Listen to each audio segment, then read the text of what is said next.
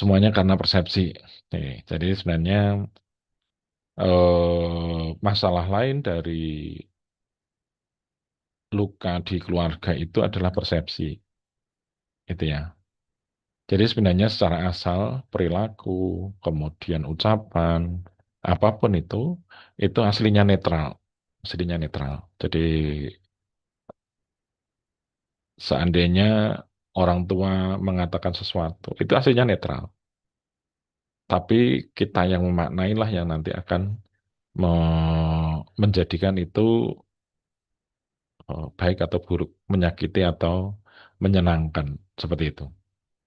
Itu. Sehingga apa? Sehingga persepsi itu juga ikut membentuk luka ini, gitu ya. Ikut membentuk luka ini. Jadi ketika eh, ya contoh yang paling real gini, zaman dulu generasi baby boomer itu ya, itu kan kalau orang-orang yang pemerhati parenting sekarang mengatakan bahwa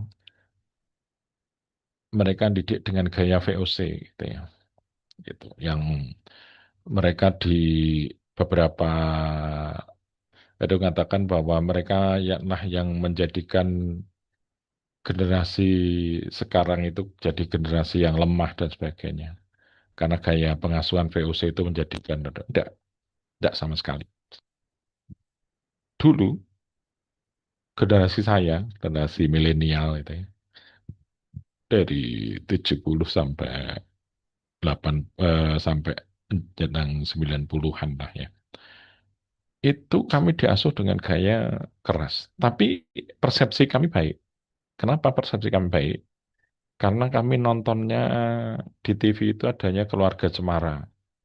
Di TV itu adalah contoh-contoh yang kami lihat adalah contoh-contoh yang menguatkan gitu ya.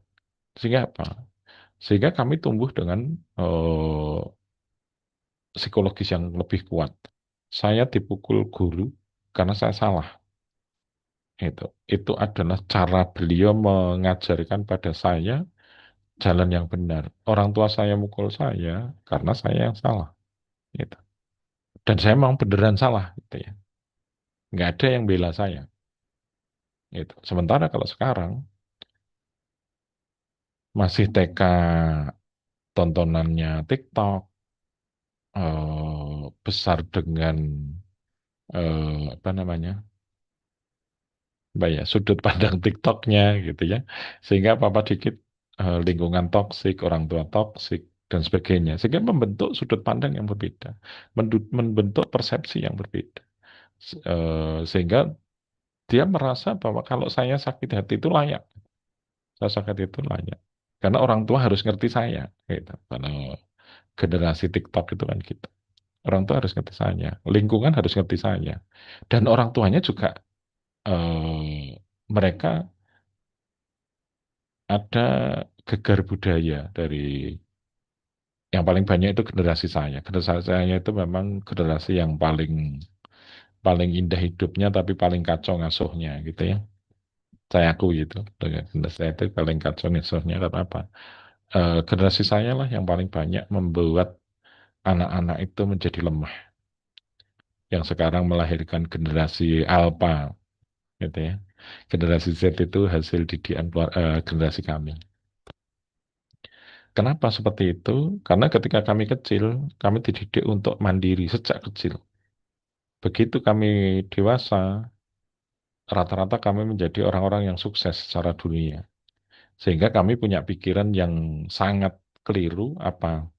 Saya nggak ingin anak saya susah kayak jalan dulu, gitu ya. Zaman saya dulu susah, gitu. Kenapa saya bisa seperti itu? Karena secara ekonomi saya sekarang jauh lebih baik dari orang tua saya. Saya bisa kasih eh, yang lebih pada anak saya. Seperti itu. Sehingga yang muncul adalah generasi-generasi yang apapun disediakan, apapun disiapin, apapun ketika mereka punya masalah, saya akan selesaikan. Gitu. Saya sebagai orang tua akan selesaikan. Itu yang membuat mereka punya persepsi bahwa saya harus utamakan, saya harus didahulukan gitu. Dan ketika ada sesuatu yang menyakiti dia, maka dia menganggap bahwa itu menjadi toksik bagi dia. Nah, untuk membuat itu nanti ada sudut pandang baru yang harus dilakukan. Gitu.